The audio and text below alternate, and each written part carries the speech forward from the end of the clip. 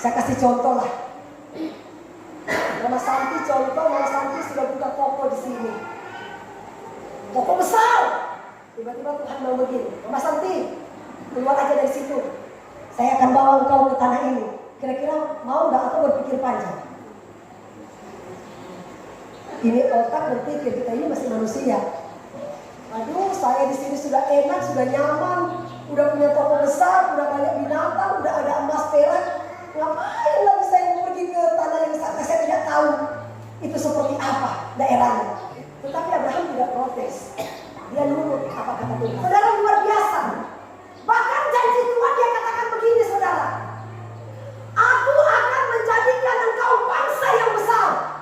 Siapapun orang yang memberkati engkau, aku akan berkati mereka. Dan siapapun orang yang mengutuk engkau, aku akan kutuk mereka. Kalau seandainya saudara itu terjadi sama kita, ketika kita menjadi orang benar janji Tuhan, siapapun orang yang memberkati engkau, aku akan berkati mereka. Siapapun orang yang mengutuk engkau, aku akan kutuk mereka. Itu janji Tuhan kepada orang benar. Amin. Bukan janji saya seperti Abraham. Saudara, saya melihat orang yang memberkati kami, saya melihat diberkati luar biasa. Ya, baik di KSM maupun di KSH. Saya lihat dampaknya. Saudara, ini janji Tuhan, bukan janji saya. Ya. Ketika Tuhan bawa Abraham, firman Tuhan bilang Abraham cuma bawa semua harta yang dia dapat dari Haran dia bawa. Dia juga cuma bawa Lot ponakannya. Ketika mereka mulai berjalan, sampailah mereka saudara di tanah Nego. Tiba-tiba, jadi gembalanya Lot dengan gembalanya Abraham berkelahi. Saudara, yang jadi pertanyaan, apakah tindakan Abraham ketika Abraham melihat gembala Lot dengan gembala Abraham itu berkelahi? Karena mereka kan memperebutkan sumur. Karena kan binatang mereka banyak. Tapi Abraham itu mengalah. Itu luar biasa, saudara. Ya, mengalah untuk menang itu yang Tuhan kasih jempol. Amin. Ya. Meskipun saudara kita sebenarnya ada di posisi benar. Tuhan, saya ini kan tidak salah. Terus ini Lot ini kan dia keponakan saya. Seharusnya dia harus ikut saya. Ngapain aku mau ikut dia? Lot, begini saja. Daripada kita dua berkelahi, begini saja. Saya kasih kamu pilihan. Kalau aku ke kanan, kamu ke kiri. Kalau aku ke kiri, kamu ke kanan. Nah, Lot dia lihat di kiri. Oh, Sungai Yordan itu taman yang sangat indah, kata firman Tuhan, seperti taman Tuhan. Itulah Sodom dan Gomora. Dia lihat, dia pandang dari jarak jauh. Oh, saya bisa cair di sini. Abraham, saya pilih aja yang Sungai Yordan, ya. Nah, sudah, biar aku tetap tinggal di sini. Sungai Yordan itulah Sodom dan Gomora, seperti taman Tuhan. Wah, itulah saudara. Tetapi saudara, ternyata apa yang dipandang manusia baik belum tentu baik di pandangan mata Tuhan. Ternyata kota Sodom itu, wow, semua orang jahat ada di sana. Wow, termasuk homo. Akhirnya Tuhan bilang begini, ini kota Sodom ini gak pernah bertobat. Aku akan musnahkan ini kota Sodom. Biar aja aku akan diam-diam memusnahkan kota Sodom. Tiba-tiba Tuhan berpikir kembali.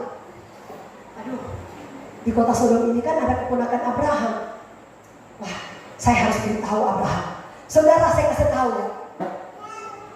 Kalau kita orang benar, ya, sebelum segala sesuatu terjadi, Tuhan akan beritahu kepada orang benar. Amin. Seperti Abraham. Karena Abraham itu orang benar, sebelum Tuhan memusnahkan Sodom dan Gomora, Tuhan beritahukan dulu kepada Abraham. Abraham, saya melihat kota Sodom ini kota yang keji. Aku jijik lihat kota itu. Aku akan musnahkan kota itu. Terus Abraham bilang begini, Tuhan, kalau misalnya di sana ada 50 orang yang bertobat, masa Tuhan memusnahkan? Oh enggak, asal 50 orang yang bertobat. Ternyata kan enggak sampai 50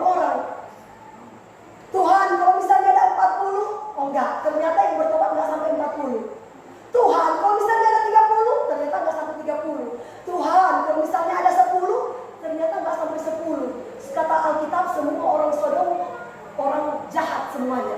Jadi mungkin yang bertobat cuma Lot dan keluarganya. Berapa keluarga Lot? Mungkin cuma Lot, istri dan anak 2. Jadi cuma 4 orang. Iya kan? Nah saudara, akhirnya mau tak mau Tuhan harus musnahkan kota Sodom. Ya. Saudara, itulah yang Alkitab katakan ya.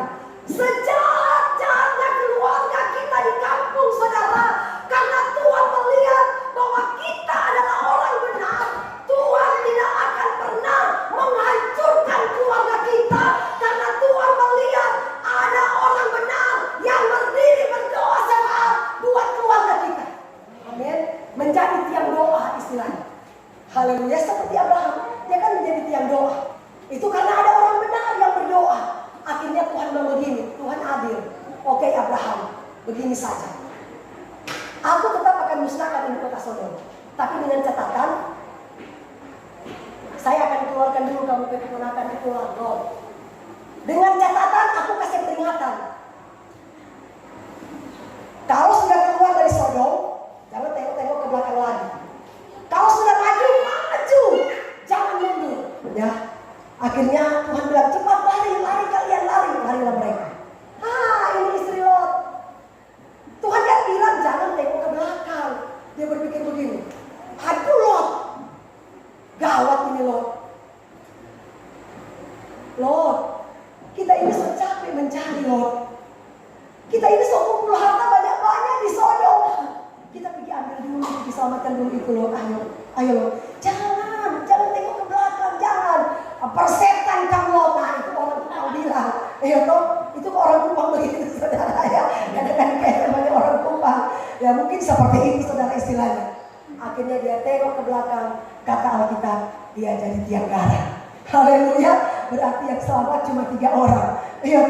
Jadi tiang garang. Artinya saudara, sekali kita bertobat, sekali kita ikut Tuhan, sekali kita sudah meninggalkan kehidupan yang lama, Tuhan keluarkan kita dari kejijikan masuk ke dalam terang, jangan lagi tengok-tengok ke belakang. Amin. Jangan iman kita mudah dipengaruhi, jangan. Sekali ikut Tuhan, tetap ikut Tuhan. Amin. Karena janji Tuhan, aku akan berkati orang-orang benar, orang-orang yang setia, orang-orang yang tekun dan taat kepada firman Allah. Tuhan katakan, diberkatilah engkau baik di kota maupun di ladang. Aku akan berkati orang yang berkati engkau, dan aku akan kutuk orang yang mengutuk engkau. Itu janji Tuhan. Amin.